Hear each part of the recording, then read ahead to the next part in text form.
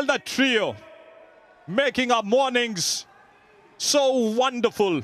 Rhythm Sangwan, Manu Bhakar, Isha Singh beating the Chinese in their home soil in front of their home crowd. What a moment for India. Look at those faces, they say it all.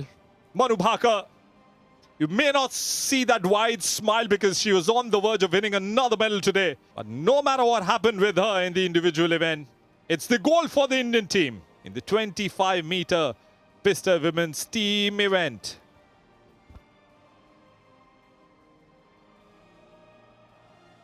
Rhythm Sangwan, Isha Singh, Manu Bhakar making our country proud. Gold medal in the 25-meter pistol team women event.